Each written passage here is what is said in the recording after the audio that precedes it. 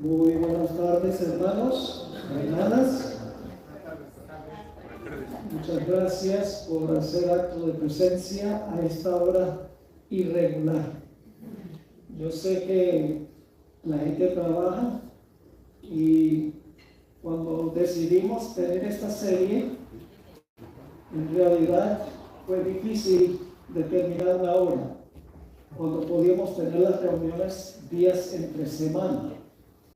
Bueno, el título del tema que vamos a estudiar esta tarde primero es "Para Él todos viven". Amén. Pero antes de estudiar vamos a tener una oración. Nuestro Padre y nuestro Dios, gracias te damos por el privilegio de encontrarnos en tu casa de oración. Gracias te damos porque ahora podemos abrir tu santo libro. Pedimos que el Santo Espíritu que inspiró ese libro pueda estar presente aquí. Amén. Porque sin la ayuda del Espíritu Santo no podemos entender lo que Él inspiró. Así que pedimos tu compañía. Abre mentes para entender y corazones para recibir, y capacítanos para vivir de acuerdo a tu voluntad. Amén. Bendice a los que vienen en camino, que puedan llegar bien, y bendice, Señor, nuestro estudio durante esta noche. Te lo imploramos con la certeza de tu respuesta, porque lo pedimos en el nombre de Jesús. Amén. Amén. El Señor Jesucristo tuvo muchas batallas teológicas con los líderes judíos de su época. Tuvo muchos debates con los fariseos y también con los saduceos. Estos dirigentes procuraban poner al Señor Jesucristo en aprietos. Trataban de ponerlo, no sé si de pronto vamos a usar el llamado, no. Puedo controlar un poco mejor. Gracias. Como les mencionaba, ellos a veces procuraban poner a Jesús en aprietos, presentándole casos un tanto ridículos, pero que parecían ponerlo entre la espada y la pared. Un ejemplo de eso se encuentra en el libro de Hechos, capítulo 23 y los versículos 7 y 8. Aquí el apóstol Pablo estaba hablando a un grupo de fariseos y saduceos. Ahora, los fariseos y los saduceos, aunque ambos eran sectas judías, no tenían la misma teología. El apóstol Pablo estaba hablando sobre la resurrección de los muertos.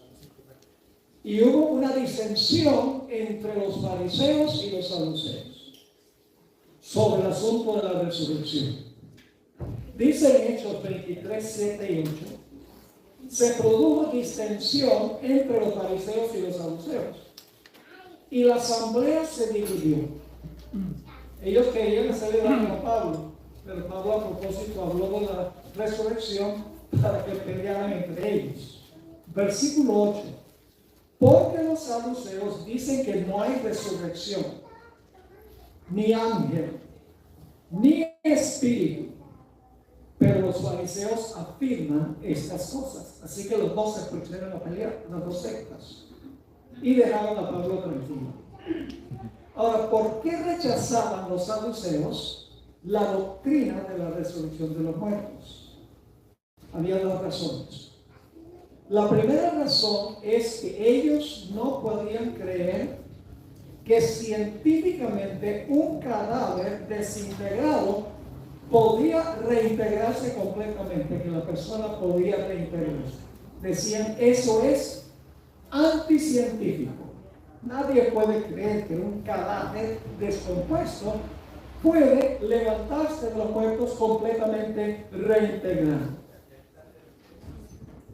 En el libro Deseado a todas gentes, página 495, encontramos las siguientes palabras. No creían en la resurrección de los muertos.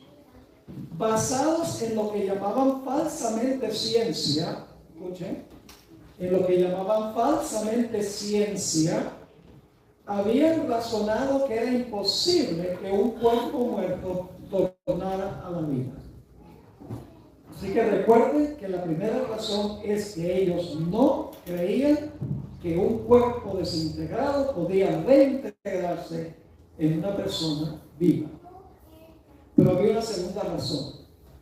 Y es que los saduceos aceptaban solo los 5 libros de Moisés como inspirados. El resto del Antiguo Testamento ellos no aceptaban como inspirados. Así que cualquier cosa que alguien enseñara tenía que venir de los 5 libros de Moisés. El Pentateuco: Génesis, Éxodo, Levítico, Números y Deuteronomio. Así que esas eran las 2 razones por las cuales no creían en la resurrección de los muertos. Decían que en los escritos de Moisés, en los 5 libros, no había ninguna referencia a la resurrección. Y como Moisés no escribió en favor de la resurrección, pues no había resurrección. Así que ellos dudaban de que Moisés había hablado de eso. Ahora, ellos le presentaron a Jesús un caso hipotético, un caso absurdo y ridículo. El caso era de 7 hermanos que se casaron con la misma mujer. La historia se encuentra en Lucas 20, 27 al 33. Moisés había escrito en Deuteronomio 25:5, que no vamos a leer. En Deuteronomio 25:5, Moisés había escrito que si un hombre moría sin dejar hijos, que el hermano debía casarse con la esposa. Ese es lo que enseñó Moisés. Ahora, ellos le presentaron un caso a donde 7 hermanos se casaron con esta mujer, uno después de otro. Se casó con uno, se murió. Se casó con el otro, se murió. Se casó con el otro. Y ninguno de los 7 le dejó hijos. Vamos a leer la historia. Imaginaria, absurda y ridícula. Querían poner a Jesús entre la espada y la pared. Lucas 20, empezando con el versículo 27. Llegó entonces algunos de los saduceos, los cuales niegan haber resurrección. Le preguntaron diciendo, ahora fíjense de dónde van a sacar el versículo. Maestro, Moisés nos escribió. ¿Por qué están sacando lo de Moisés? ¿Por qué están sacando su argumento de Moisés? Porque ellos creían que los escritos de Moisés eran los únicos que eran inspirados.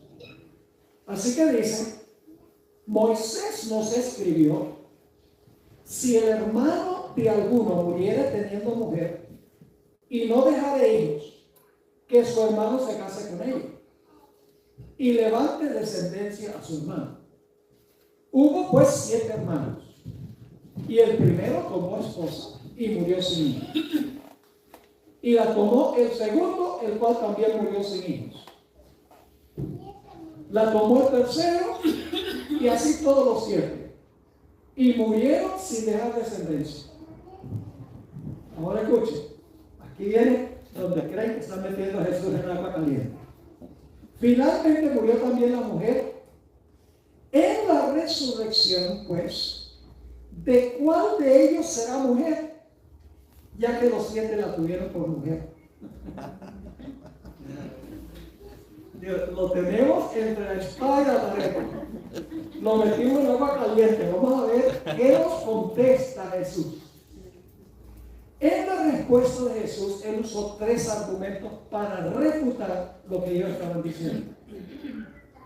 El primer argumento que usó es que Moisés sí enseñó la resurrección. Y él va a tomar un texto de Éxodo 3 para comprobarlo. Es decir, ustedes ignoran las escrituras, no entienden las escrituras. En segundo lugar, Jesús usó el argumento de que Dios es omnipotente. Y si es omnipotente, tiene el poder para resucitar a los muertos. Amén. Así que Moisés se habla de la resurrección. Y además de eso, como Dios es omnipotente, Él tiene el poder para resucitar. Amén. Noten Mateo 22, 29, a donde se encuentran estos argumentos. Mateo 22, 29. Entonces respondiendo Jesús, esta es la misma historia de Mateo, dicho sea de paso. Entonces respondiendo Jesús les dijo: erráis, ignorando ¿qué cosa? Primero le dice, ustedes ignoran las escrituras, y en segundo lugar, ¿qué cosa? El poder de Dios. Es decir, yo voy a comprobarles que Moisés escribió de la resurrección. Amén. Y Dios, como es omnipotente, puede resucitar a los muertos. Amén. Pero Jesús usó otro argumento. Y es que en la vida futura no habrá matrimonios. No va a haber matrimonio. Va a decir que en el reino venidero no se casan ni se dan en casamiento. Así que dice, el caso que ustedes presentan es irrelevante. Vamos a leer la respuesta de Jesús en Lucas 20, 34 al 38. Lucas 20, 34 al 38. Entonces respondiendo Jesús les dijo: los hijos de este siglo se casan. Cuando dice este siglo está hablando de nuestra vida presente, el periodo pecaminoso. Mas los que fueren tenidos por dignos de alcanzar aquel siglo, es decir, la vida venidera, y la resurrección de entre los muertos, ni se casan ni se dan en casamiento. Así que el caso que ustedes presentan es irrelevante, porque esta mujer no va a ser esposa de ninguno, porque allá no hay matrimonio. Sigue diciendo, otra vez, versículo 35, más los que fueren tenidos por dignos de alcanzar aquel siglo, es decir, la vida venidera, y la resurrección entre los muertos, ni se casan ni se dan en casamiento, porque no pueden ya más morir, pues son iguales a los ángeles. Amén. Es decir, en el futuro, los redimidos van a ser como los ángeles, que ni se casan ni se dan en casamiento, dice Jesús. Y luego dice, iguales a los ángeles, y son hijos de Dios al ser hijos de la resurrección. Ahora va a decir que Moisés sí enseñó la resurrección. Pero en cuanto a que los muertos han de resucitar, aún Moisés, ¿por qué usa la palabra aún? Ustedes dicen que Moisés no enseña la resurrección. Pero yo voy a decir, aún Moisés, ¿qué cosa? Llama al Señor, lo enseñó en el pasaje de la zarza.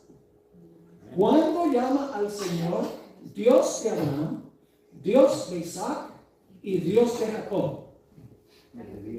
¿De dónde está sacando Jesús su argumento? Lo está sacando de la experiencia de la zarza ardiente de Éxodo 3. Desde Moisés allí enseña la resurrección. Ahora sigue diciendo, ¿qué enseñó Dios en la zarza?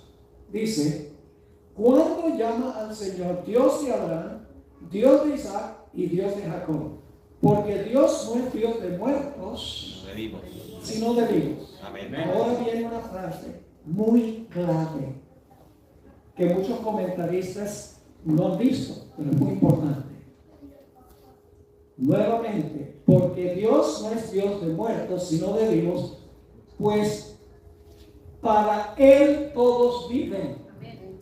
¿Para quién todos viven? Para Dios todos viven. ¿Está claro? Para Él todos viven. Eso es muy importante. Ahora, para entender el argumento de Jesús tenemos que volver a Éxodo. Así que vamos a Éxodo capítulo 3 y el versículo 6. La persona que está en la zarza ardiente se va a identificar con un nombre muy interesante. Éxodo 3:6. Aquí está hablando de la zarza ardiente, Jehová. Y dijo, yo soy el Dios de tu padre, Dios de Abraham, Dios de Isaac y Dios de Jacob. Entonces Moisés cubrió su rostro porque tuvo miedo de mirar a Dios. Yo pregunto, cuando Dios le habló, cuando yo soy le habló esta palabra a Moisés, ya Abraham, Isaac y Jacob estaban muertos. Sí. Ya estaban muertos. ¿Sí o no? Sí. Claro, estaban muertos.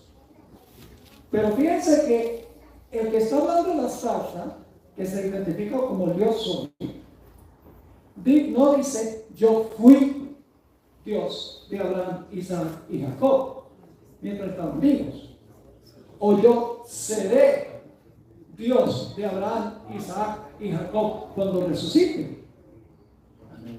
En el momento cuando estaban muertos, la voz de la zarza, dicho sea el caso, el que está hablando de la zarza es Jesús. Amén. Porque más adelante, en Juan 8, 58, Jesús dijo, antes que Abraham fuese yo soy. Amén. Y los judíos levantaron piedras para tirárselas, porque los judíos decían que eso era blasfemia. Así que era Jesús el que estaba hablando aquí. Y Jesús dijo, yo soy la resurrección y la vida. Amén. Ahora fíjense. Dice aquí Dios, yo soy el Dios de Abraham, Isaac y Jacob, aunque ya estaban muertos. Porque para Él todos viven. Amén. No para nosotros.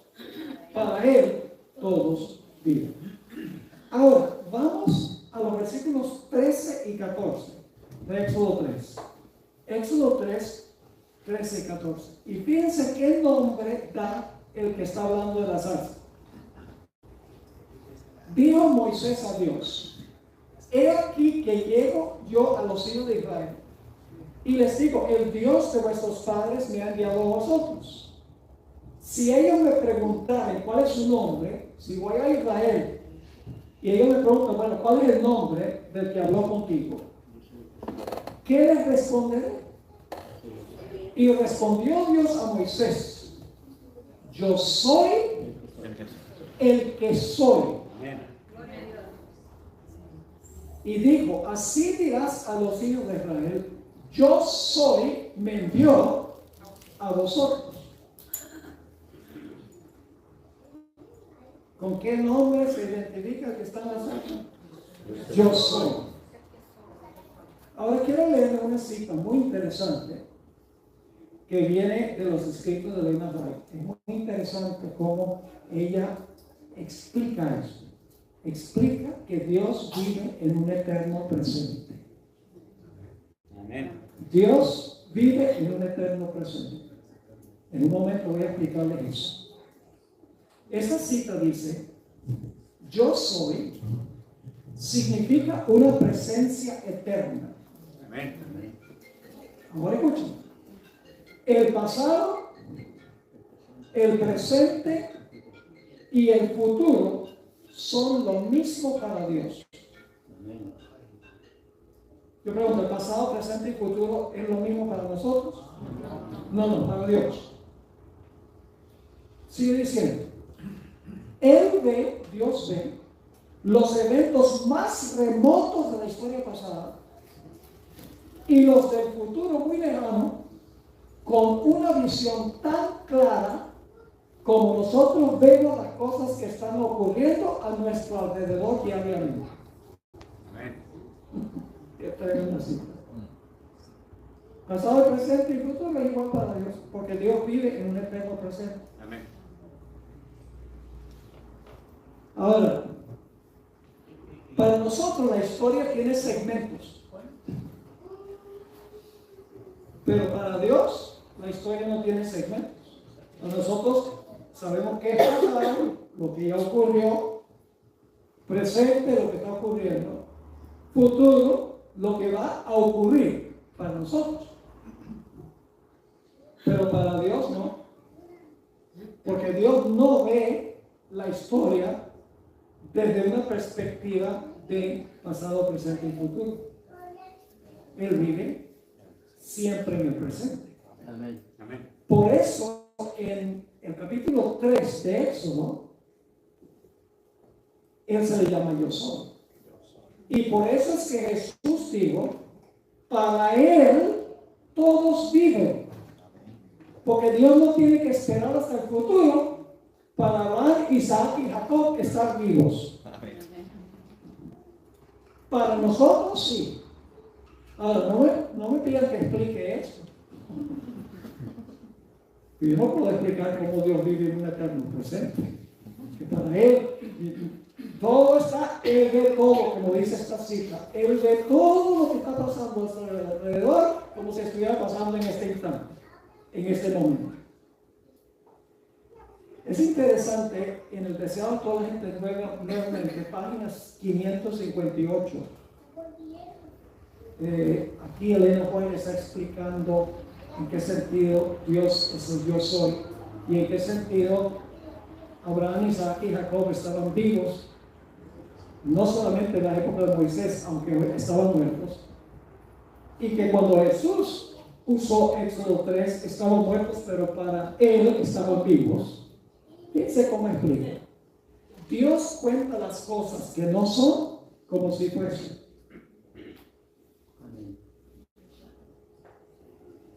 Él ve el fin desde el principio y contempla el resultado de su obra como si estuviese ya terminado. Y ustedes dicen, bueno, ¿dónde enseña la Biblia este tema? Sigue diciendo, los preciosos muertos, desde Adán hasta el último santo que muera, oirán la voz del Hijo de Dios y saldrán del sepulcro para tener vida inmortal. Amén. Dios será su Dios y ellos serán su pueblo. Amén. Habrá una relación íntima y tierna entre Dios y los santos resucitados. Amén. Ahora viene la parte clara. Esta condición que se anticipa en su propósito es contemplado por Él como si ya existiese. Para Él los muertos viven. Para nosotros la resurrección es una esperanza. Para Dios es un hecho. ¿Están entendiendo esto? Por lo menos están entendiendo el concepto. Para los que somos cautivos del tiempo, lo que fue y lo que es y lo que será no son iguales. Lo que fue ya pasó, lo que es está ocurriendo y lo que sucederá está en el futuro. Pero para Dios lo que es futuro ya es. Claro, para nosotros no. En la mente infinita de Dios, las cosas existen antes que existen, según nuestra perspectiva. Aun cuando el tiempo es importante para Dios, Dios no está atado al tiempo. Amén. Él, en contraste con nosotros, vive en un eterno presente, como les mencionaba. Por eso Dios no dice, yo soy el que fui, yo soy el que seré, dice, yo soy. Y algunos dicen, bueno, pero Dios dice, yo soy el principio, el fin, el alfa y la omega. Sí, pero está hablando desde nuestra perspectiva. Amén. No desde la perspectiva de Él. Según nuestra perspectiva, Abraham, Isaac y Jacob ya estaban muertos cuando Dios habló con Moisés y cuando Jesús habló con los saduceos. Pero para Dios estaban vivos porque Él vive en un eterno presente. Es un poco difícil para nosotros entender este concepto, pero ya les voy a dar más evidencia bíblica sobre esto. A través de toda la eternidad, escuchen bien, Dios veía tan claramente cada detalle del desarrollo de la historia como si estuviera transcurriendo en ese mismo instante delante de sus ojos. En su mente infinita tiene una visión panorámica del pasado, el presente y el futuro, como si estuvieran ocurriendo en el presente. Dios no tuvo que esperar hasta que transcurriera la historia para ver lo que iba a ocurrir, porque desde la eternidad Dios conocía hasta el más pequeño detalle de lo que iba a ocurrir en la historia. Amén. ¿Cuántos de ustedes creen que Dios conocía toda la historia de la raza humana, toda la historia de este mundo, antes que Dios creara el mundo? Entonces Dios no tuvo que esperar. Porque para Él, todo es real, porque Él ve toda la eternidad panorámicamente, como si estuviera ocurriendo en ese momento o en ese instante. ¿Ustedes conocen las profecías en cuanto al nacimiento de Jesús? No se pierdan mañana en la noche. Vamos a ampliar este concepto. Yo pregunto, ¿en el Antiguo Testamento había profecías que decían a dónde iba a nacer Jesús? Sí. 1000 años antes que naciera. Amén. Había una profecía que decía que una estrella lo iba a anunciar. Que iba a haber una masacre de bebés cuando nacieran. Que sus padres lo iban a llevar a Egipto y iba a salir de Egipto. Que iban a echar suertes por sus vestidos. Que le iban a dar vinagre a beber. Que la turba lo iba a escarnecer. Que iba a clamar en la cruz: Dios mío, ¿por qué me has desamparado? Eso viene el Salmo 22. Y que iba a encomendar su espíritu al Padre. El Salmo 31 lo dice textualmente las palabras. Dios sabía exactamente lo que iba a ocurrir. Sí, es como si estuviera ya ocurriendo. Porque lo que Dios sabe, así va a pasar. Dios vive en un eterno presente. Ahora, ustedes dicen, queremos evidencia. ¿Ok? Vayan conmigo a Génesis 17:4. Génesis 17 y el versículo 4. Y mientras ustedes están buscando ese texto, a mí me consuela mucho esto. Yo perdí muchos amigos durante la pandemia. Muchos de los amigos murieron. Y me entristecí, pero no me desesperé. Porque es tan cierto que ellos van a resucitar como si ya hubieran resucitado. Amén. Lo que es para nosotros una esperanza, para Dios es un hecho. Amén. Noten Génesis 17:4. Dios está hablando a Abraham. Dice: he aquí mi pacto es contigo. Ahora escuchen bien. Y serás padre de muchedumbre de gentes. Esa perspectiva de tiempo es la perspectiva de quién? No, de Abraham. Serás padre de muchas gentes. Amén. Era futuro al tiempo de Abraham, pero no para Dios. Noten el siguiente versículo. Y no se llamará más tu nombre Abraham, sino que será tu nombre Abraham, porque te he puesto por padre de muchedumbre de gentes. Amén. ¿Cómo? La perspectiva de quién es esta. De Dios. Yo le dije: ya te puse. Te he puesto por padre. Pero cuando habla Abraham dice: te voy a poner. Dice: pastor, usted está estirando el texto. Entonces vamos a ver, Pablo usó este texto. Vamos a leer los Romanos. ¿Le van a creer a Pablo? Amén. No a este Pablo, que el segundo nombre es Pablo. Al otro Pablo.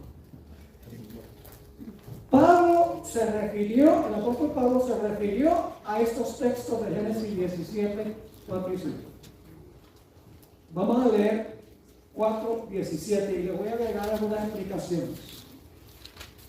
Como está escrito: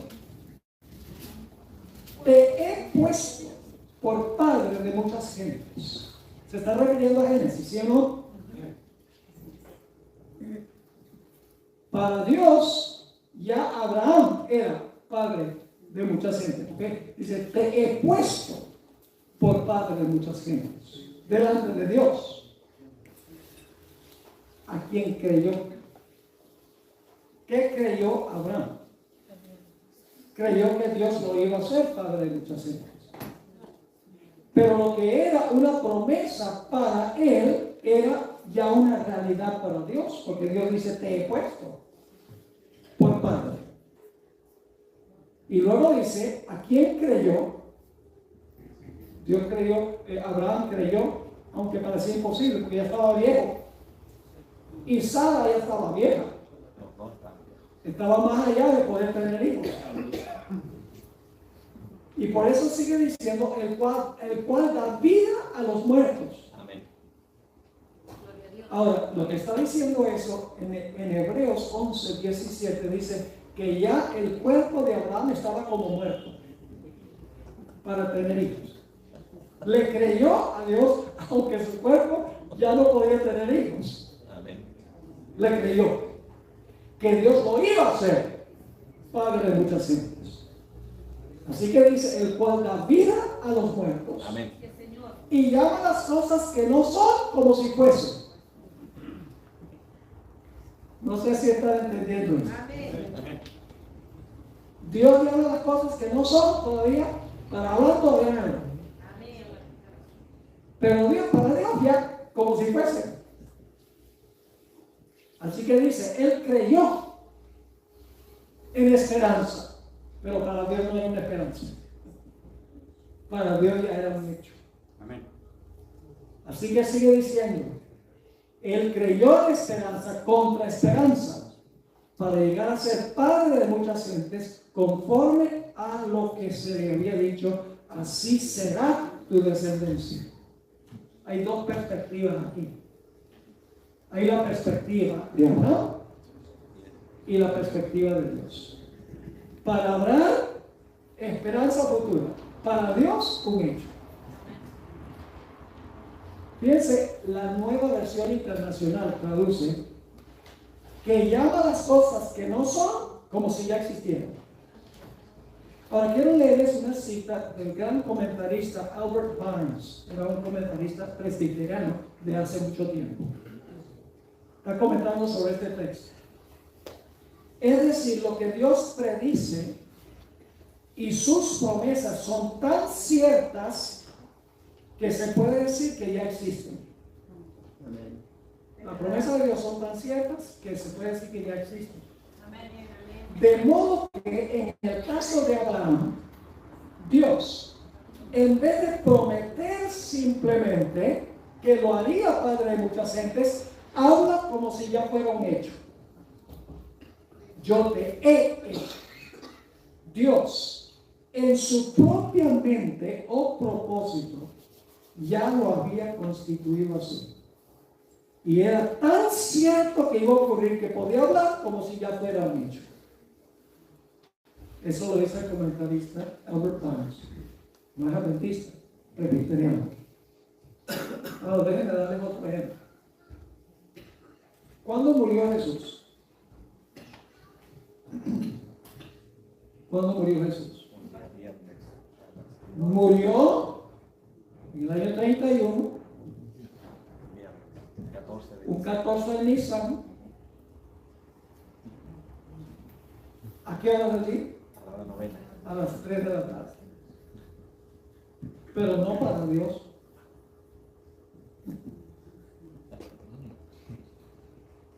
Porque Dios, en una visión panorámica, ya había visto todo lo que iba a pasar con Jesús en el más pequeño detalle. Amén. Y si Dios, así iba a pasar. Fíjense lo que dice Apocalipsis 13:8. Apocalipsis 13 y el versículo 8. Está hablando de los que finalmente, al final de la historia, van a adorar a la bestia. De eso hablamos allá en Concepción. Dice, y la adoraron a la bestia todos los moradores de la tierra, cuyos nombres no estaban escritos en el libro de la vida del Cordero, que fue inmolado desde el principio del mundo. Bueno, y acaso Jesús no murió un 14 de Nisan a los 3 de la tarde, en el año 31. Pero no es lo que dice. ¿Qué significa inmolado? ¿Sacrificar? ¿Cuándo fue sacrificado? desde el principio del mundo. ¿Cómo entendemos eso?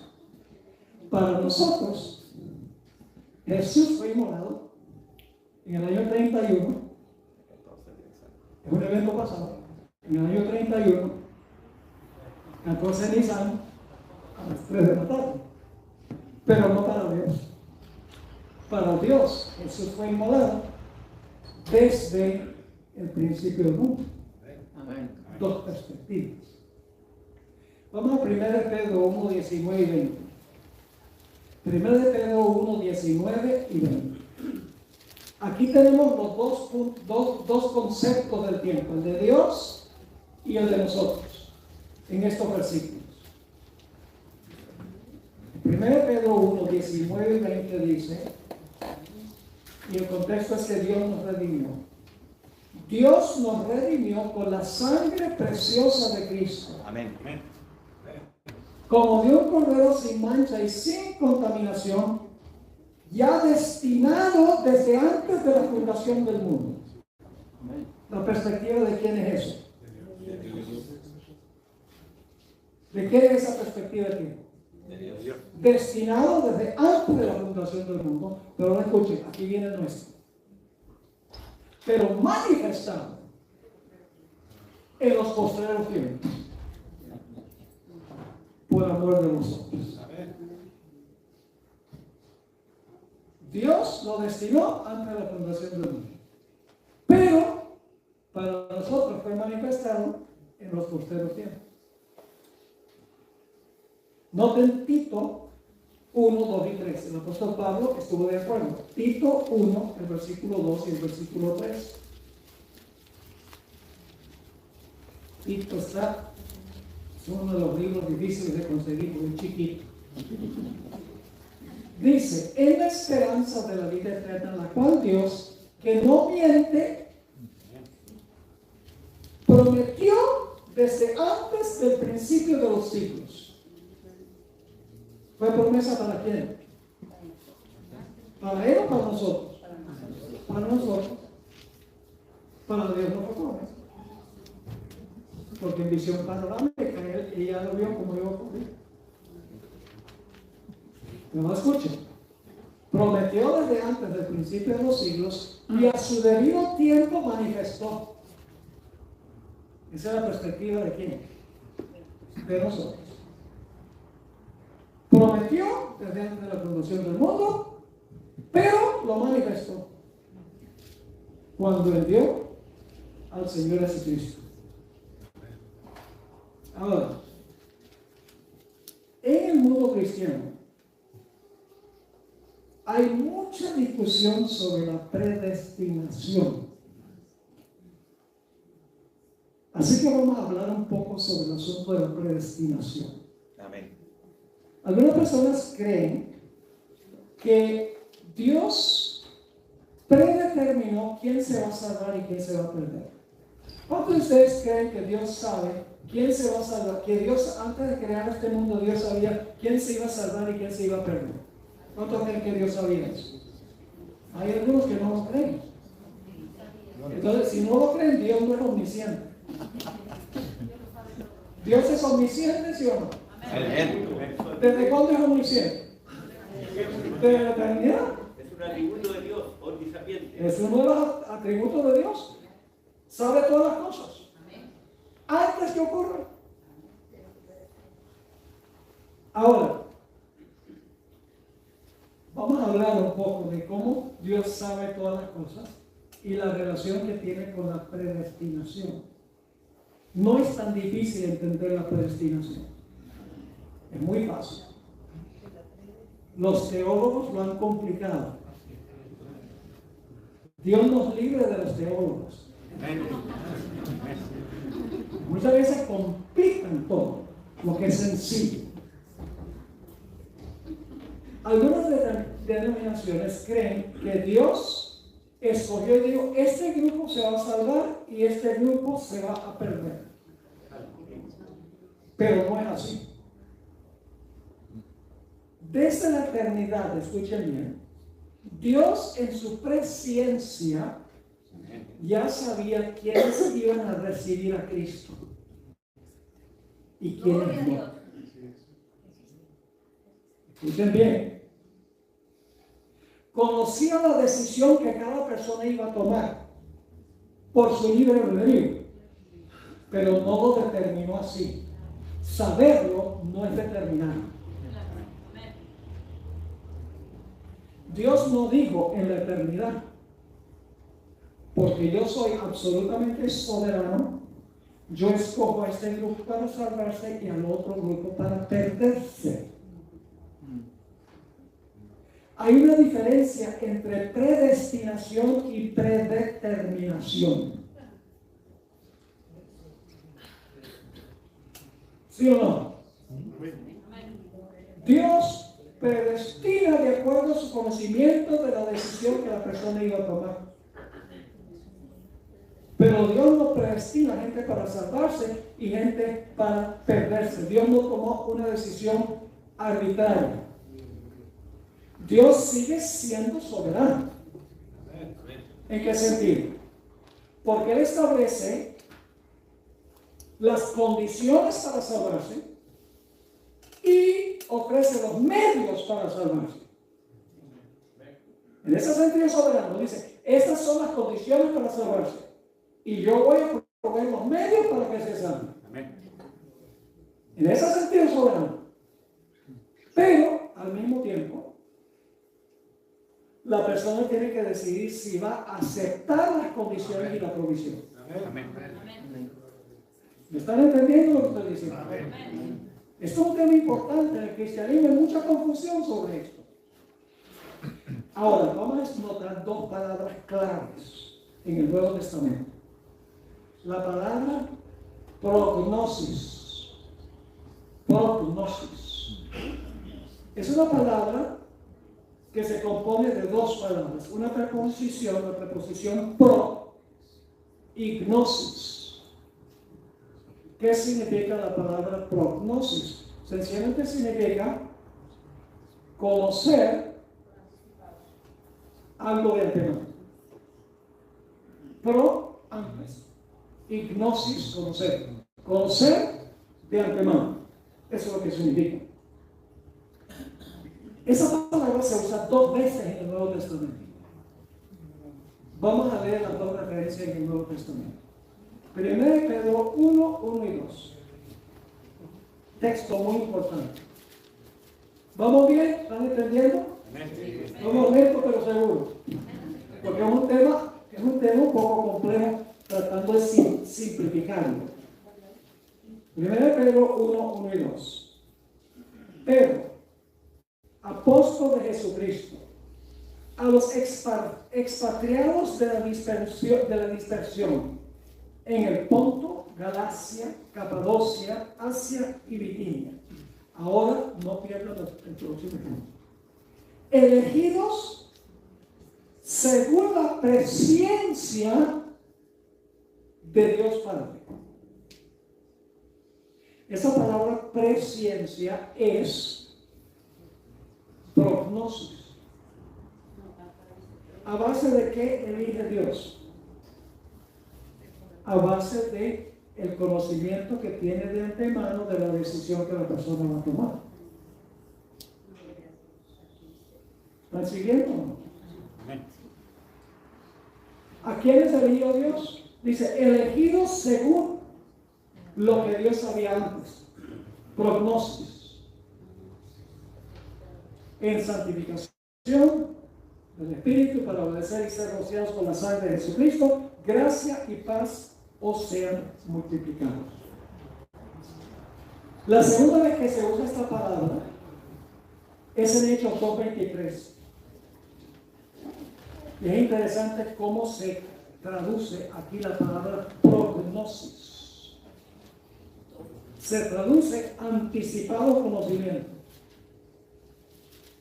Hablando de Jesús, dice, a este, entregado por el determinado consejo, la palabra consejo significa plan, por el determinado plan y anticipado conocimiento, la palabra prognosis.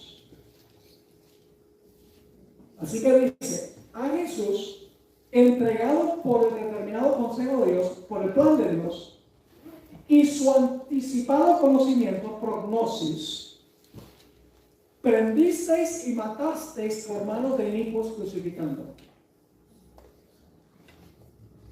¿Estaba en el plan de Dios que Cristo fuera crucificado? ¿Sabía Dios quiénes lo iban a crucificar? Sí. ¿Lo sabía? ¿Estaba en su plan? ¿El plan que Dios diseñó a base de su conocimiento? Claro que sí. Así que dice, determinado plan basado en su anticipado conocimiento. Sabía antes, pero no lo determinó, ¿sí? No obligó a los ancianos, a los judíos que crucificaran a Cristo, pero lo puso en su plan porque sabía lo que iba a ocurrir. No sé si me están siguiendo.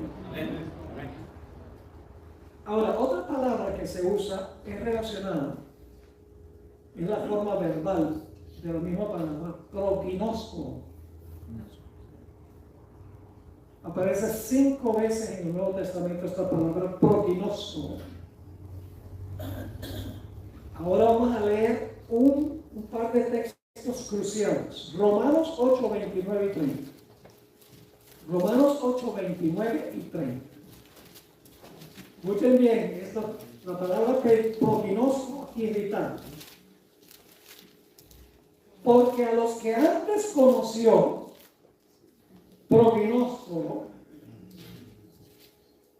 a los que antes Dios conoció, también los predestinó. ¿Conocía Dios la decisión que cada persona iba a tomar? Sí. Antes conoció. A los que conoció, por la decisión que iban a tomar, los predestinó para la salvación. En su eterno plan. Porque vive en un presente eterno. Así que dice, porque a los que antes conoció, también los predestinó, para que fuesen hechos conforme a la imagen de su Hijo, para que Él sea el primogénito entre muchos hermanos. Y ahora escuchen, y a los que predestinó, porque antes los conoció, ¿verdad? ¿Sí o no? Sí, el antecedente es, a los que predestinó, porque antes los conoció, a estos también llamó. Y a los que llamó, a estos también justificó. Y a los que justificó, a estos también glorificó. Porque Él sabía quién lo iba a recibir. No sé si me están entendiendo. Dios no predetermina quién se va a salvar. Predestina a los que Él sabe que van a recibir a Jesús. A esos predestina.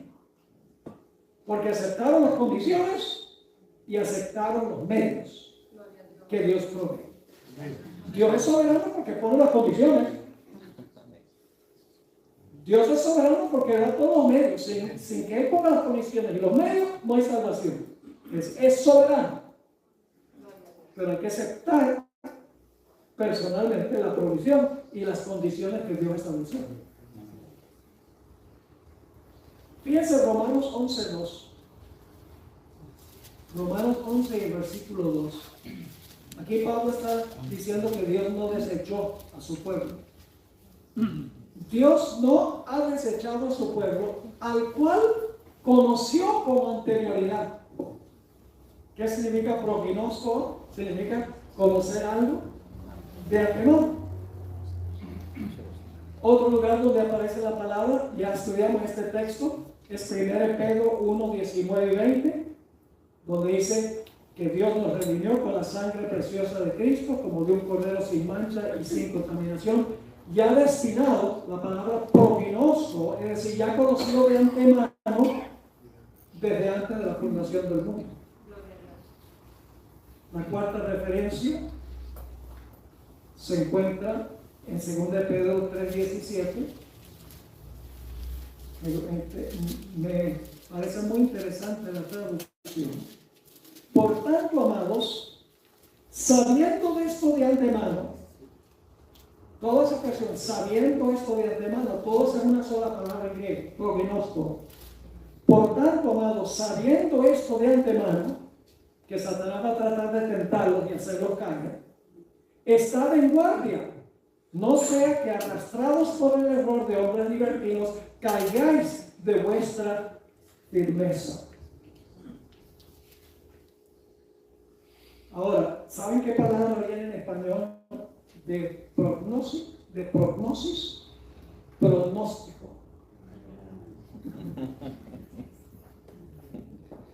¿Qué es un pronóstico? Hablemos de los que hablan del clima. Dan un pronóstico de si va a llover o no. Es la única profesión a donde se pueden equivocar el 50% del tiempo y todavía conservar su trabajo. Sobre todo en Puerto Montt. Yo no sé si aquí es así o no. En California viene un aluvión de lluvia en media nada. ¿Qué es un pronóstico? De donde viene la palabra pronóstico. Un pronóstico es un anuncio que da una persona que predice el clima de lo que va a pasar. El problema es que el que es experto en el clima no es omnisciente. Amén. Amén. Solo puede adivinar. Los médicos también dan pronósticos. ¿Sí o no? Dice, a ustedes le quedan 6 meses. Pero hay gente que vive 20 años. Porque el médico no es omnisciente. Pero cuando Dios da un pronóstico es porque Él conoce de antemano lo que la persona iba a escoger. No la decisión arbitraria de Él. Noten Isaías 46, 9 y 10. Isaías 46, 9 y 10. Aquí este no es un sermón, es un estudio. Amén. Porque creo que es más importante educar que predicar. Amén. Me parece a mí. Isaías 46, 9 y 10. ¿Qué distingue al verdadero Dios de todos los falsos dioses?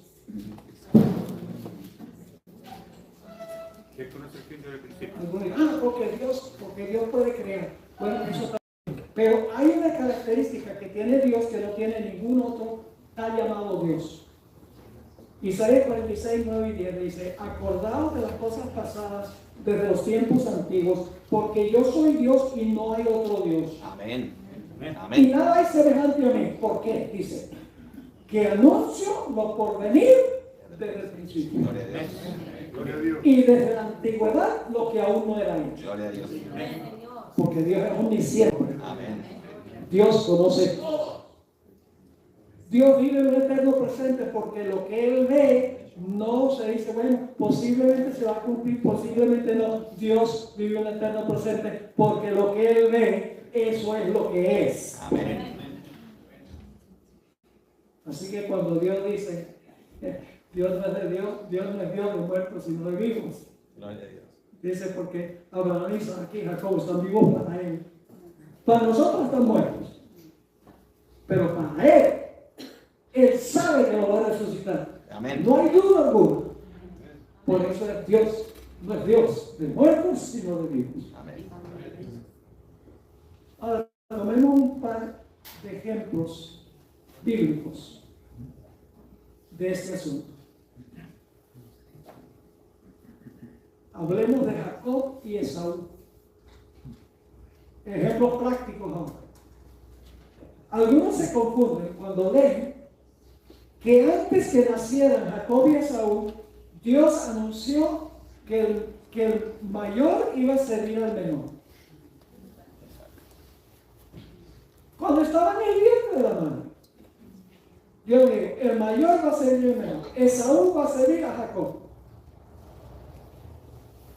Antes que nacieran, Romanos 9, 11 y 12 dice, pues no habían aún nacido, ni habían hecho aún ni bien ni mal, pero Dios sabía quién iba a ser bien y quién iba a ser mal. Dios sabía. Oye. Pues no habían aún nacido, ni habían hecho aún ni bien ni mal, para que el propósito de Dios, conforme a la elección, ¿por qué eligió Dios a Jacob y no eligió a Esaú? le dijo a Esaú, mala suerte. Jacob es el mío. ¿Por qué eligió Dios a Jacob? Por el carácter que él sabía que iba a tener Jacob. ¿Por qué no eligió a Esaú? Porque él sabía el carácter que iba a desarrollar Esaú, que él iba a vender la primogenitura por un plato de lentejas. Yo lo sabía. Y por eso es que Dios eligió a Jacob, porque sabía que Jacob no iba a heredar a él. No sé si me está entendiendo. Amén. No es tan complicado la predestinación. Ahora fíjense. En el libro escrito, Profecía, tomo 1, páginas 105 y 106, viene la explicación de esto. Dios conoce el fin desde el principio. Amén. Amén. Él sabía, antes que naciera Jacob y Esaú, los caracteres que cada uno desarrollaría. Sabía que Esaú no le iba a obedecer de corazón. Contestó la oración atribulado de Rebeca y le informó que iba a tener 2 hijos y que el mayor sería el menor. Presentó ante ella la historia futura de los 2 hijos, diciéndole que fundarían 2 naciones, una mayor que la otra, y que el mayor serviría al menor. Dios no lo determinó así, sino que sabía que iba a pasar así. Y lo anunció de antemano, como también anunció todo lo relacionado con las profecías mesiánicas que Cristo cumplió. Dios no lo determinó así. Ahora no se pierdan los próximos temas. Amén. Porque de esto vamos a hablar. Vamos a hablar de unas cosas tremendas aquí. Vamos a dar otro ejemplo. Judas Iscariote entregó a Jesús. Dios dijo, Judas, lo siento mucho, mala suerte. ¿Vas a entregar a Jesús? ¿Así fue? Vamos a Hechos 1:20. Hechos 1 y el versículo 20. Ya la apostasía de Judas había sido anunciada 1000 años antes. En los Salmos. Dice en Hechos 1:20. Porque está escrito en el libro de los Salmos. Aquí está hablando Pedro antes del día de Pentecostés. Y antes de que se derramara el Espíritu Santo, Pedro dice, tenemos que elegir al apóstol número 12. Y no voy a entrar en la razón por eso. Y una razón por la cual tenía que haber 12 antes que Dios derramara el Espíritu Santo. Indispensable que hubiera 12. Solo había 11. Porque Judas se había suicidado. Porque está escrito en el libro de los Salmos, sea hecha desierta su habitación, porque no iba a volver a casa, y no haya quien mora en ella, y tome otro su oficio.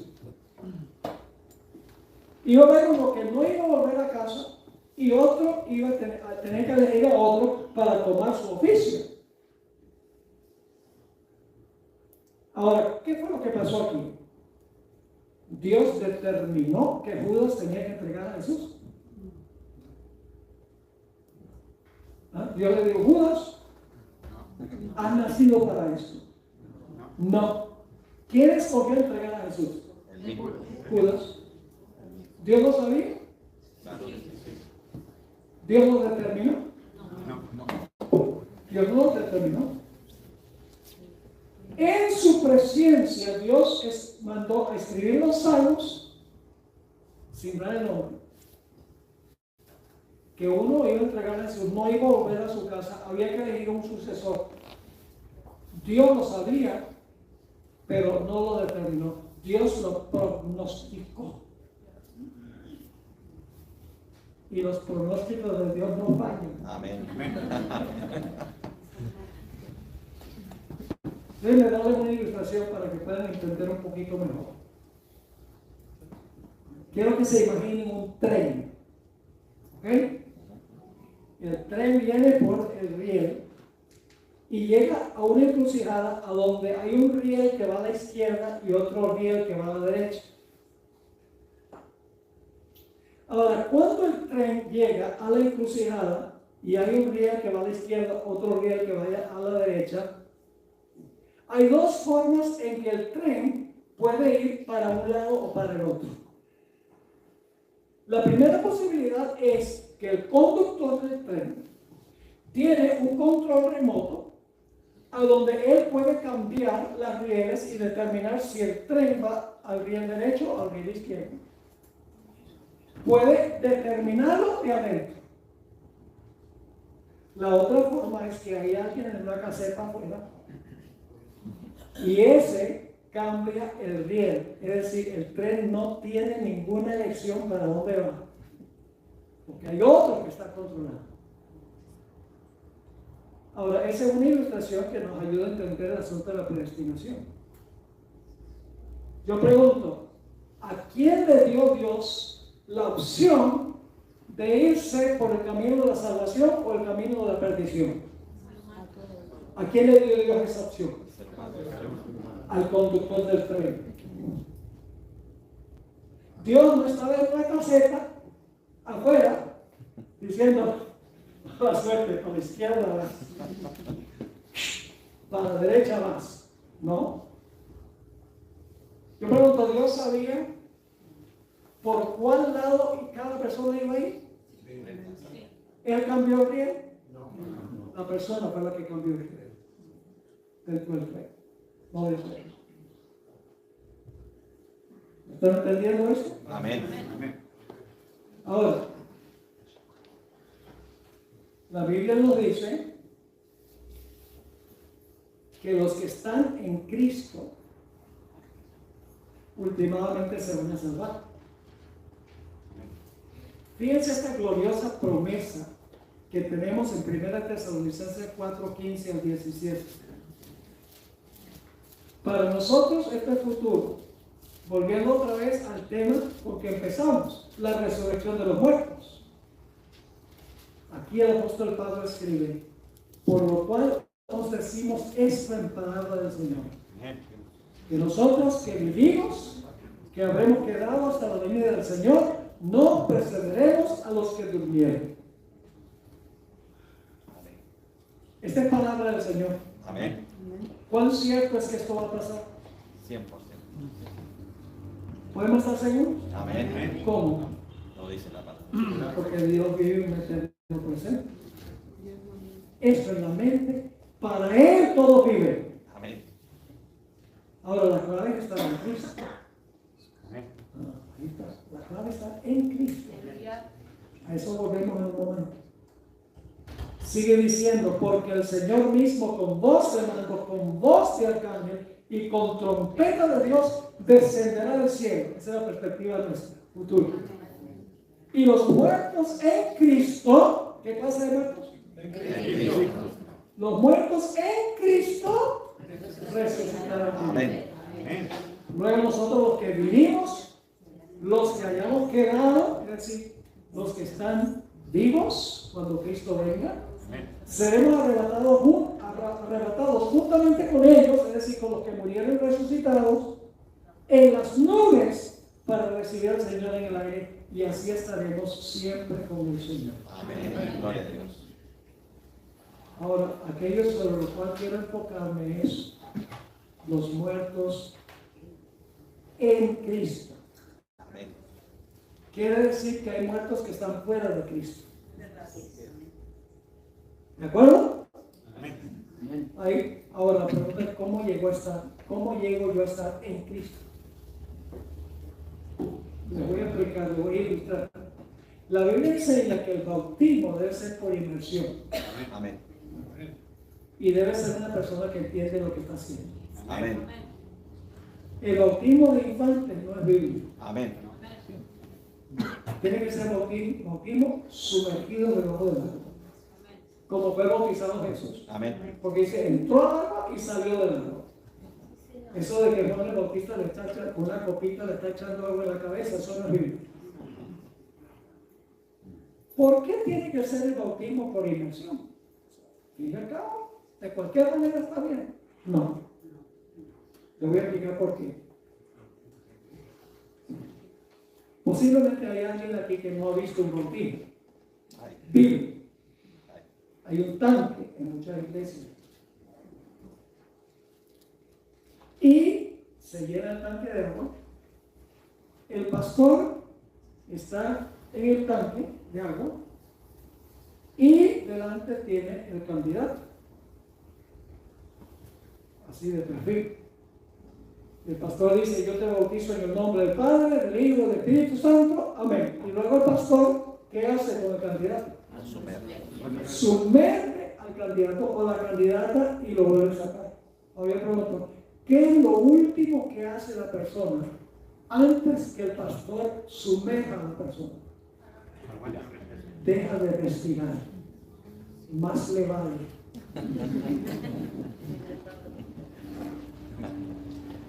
¿Y qué hace mientras está debajo del agua? No respira. ¿Qué es lo primero que hace cuando sale del agua? Respira de nuevo. En miniatura está repitiendo la experiencia de Cristo. Quien expiró en la cruz, fue sepultado y resucitó. Amén. Por eso en el bautismo yo me incorporo a Jesús, pasando en miniatura por su experiencia. En ese momento llego a estar en Cristo. En el momento del bautismo. Ese es el momento oficial cuando llego a estar en Cristo. La misma preposición se usa, por ejemplo, en Mateo 28, 19. Mateo 28, 19. La misma preposición. Es una preposición es una preposición difícil de traducir. En inglés hay una preposición que es into, entrar a. En español no tenemos una preposición equivalente al griego.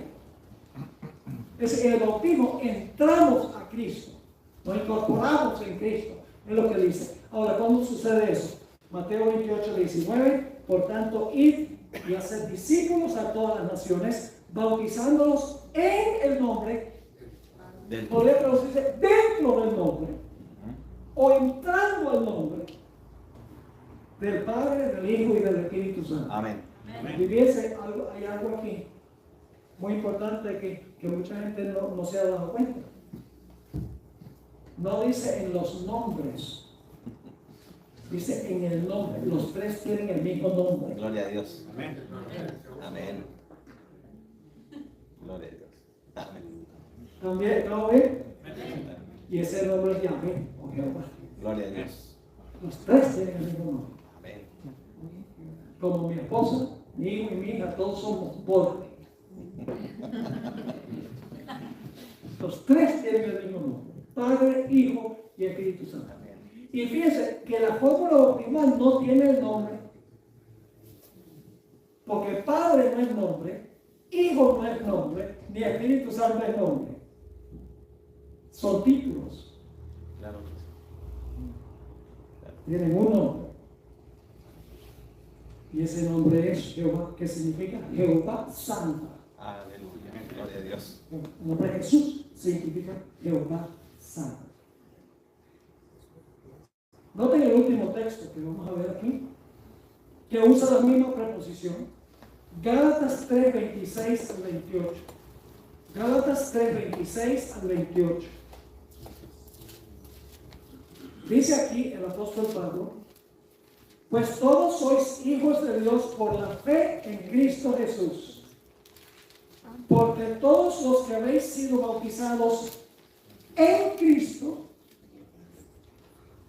la misma preposición, en Cristo, de Cristo estáis revestidos. Amén. ¿Cuándo es que el Señor Jesucristo nos incorpora en su experiencia, incorpora en su nombre los que han sido bautizados en Cristo? Así de importante es el bautismo. Es el momento cuando nosotros escogemos: voy a dejar el mundo atrás y me voy a incorporar como siervo, como sierva de Jesús. Voy a integrarme a la familia de Jesús. Amén.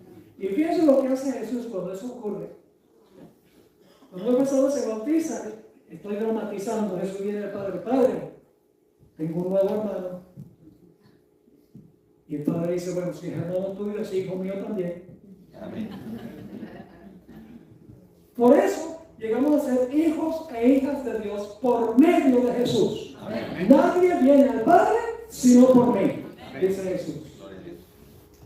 Y Dios sabía qué decisión íbamos a tomar desde la eternidad pasada. Pero Dios no tomó la decisión. Puso las condiciones, hizo la provisión.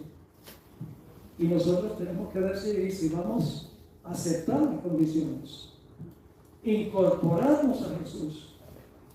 Y fíjense que si nosotros nos incorporamos en Jesús, leímos de 1 Tesalonicenses 4 que los muertos en Cristo resucitarán primero. Amén. Gloria a Dios. No será ya tan solo una esperanza, sino un hecho. Amén.